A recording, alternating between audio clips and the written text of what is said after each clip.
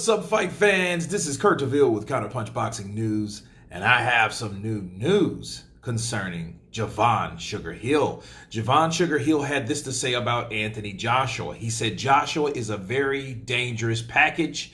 It's going to be a tough fight. Wow. Sugar Hill, the trainer of the WBC heavyweight champion Tyson, the Gypsy King Fury, has a lot of respect for Anthony Joshua, but he doesn't see him overcoming the awkward tactics of Fury. Stewart kept a close eye on Joshua when he returned to the ring in December to score a knockout victory over mandatory challenger Kubrat Pulev to regain the WBO, the IBF, the IBO, the WBA world titles. He showed a lot of good things in that fight. I was very impressed. His patience, he was relentless. He was pushing the issue. It was impressive. Anthony Joshua was a dangerous fight, period. From what I saw in the fight, he really put his stuff together. I thought he took the risk. He didn't fight anything like he fought against Ruiz the second time. That's the one time he didn't take the risk in. He fought with a different style, and now I believe he's comfortable with it, Stewart told a UK blog. He also said he did take risk in the Pulev fight. He didn't shy away and just wait. He was right there. He was aggressive, and I thought it was a great fight and a great performance by Anthony Joshua. Anthony Joshua is one of the top fighters in the division, one of the top fighters in the world with his skills and experience. He is one of those guys who keeps practicing. It's going to be a tough fight. He's got a ton of experience. He's got the height, good balance in power, timing. That's so much that Anthony Joshua has. That's a very dangerous package. Those are the words of Javan Sugar Hill. Now, I agree with everything he said, okay? And I liked how he acknowledged that Anthony Joshua went for the kill instead of play the easy route, okay? Because Joshua could have done that. He dropped Pulev early. He hurt Pulev early. And he took a little break, but he could have coasted. He could have just boxed like he did with Andy Ruiz, but he didn't want to do that. He wanted to take Kubrat Pulev out of his game because Pulev was talking a lot of shit. Let's be real. Pulev was one of those guys that he had his spots in there, and he was trying to be where Anthony Joshua was at.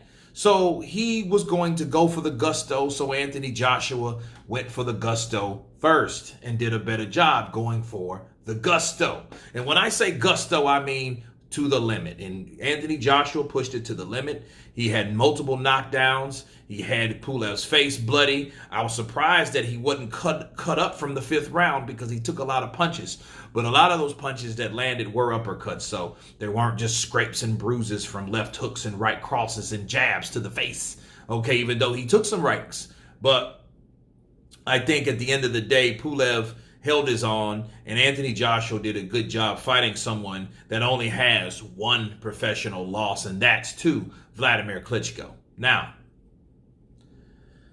I like what Javan's saying. I like the respect. He does have respect for him. That shows he was definitely watching Anthony Joshua. So a good thing is Javan Sugar Hill is showing that, hey, I do my damn job as a coach. You know, I pay attention to the habits. I pay attention to the styles and the tactics and the things that these fighters do, okay? The flaws.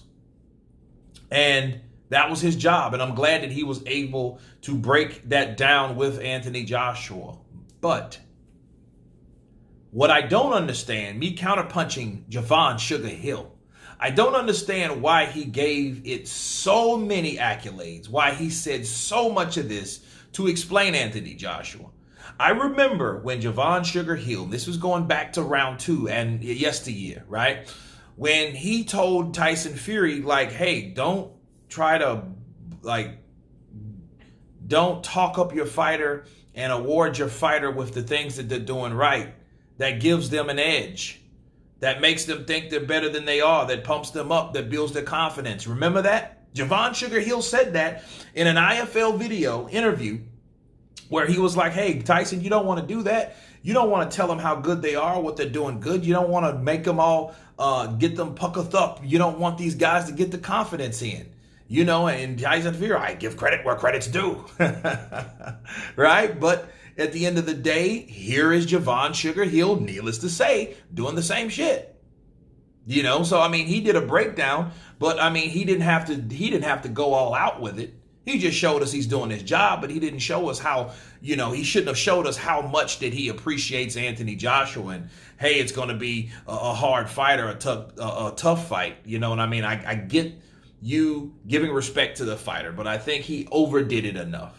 Okay? He overdid it enough to show that, hey, I'm giving too much respect to Anthony Joshua, where he once tried to coach Tyson Fury for doing the same thing. Counterpunch. I just thought that was strange. But anyway, Javan Sugar Hill did say that he doesn't think that he can deal with the awkwardness of Tyson Fury.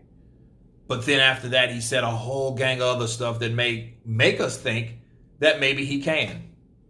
But who knows? We won't see until the fight gets made, until the fight actually happens. We'll see who the victor is. You guys tell me what you think of Javan Sugar Hill giving Anthony Joshua respect and props. Of course, please subscribe. And you guys been Counterpunching. Peace.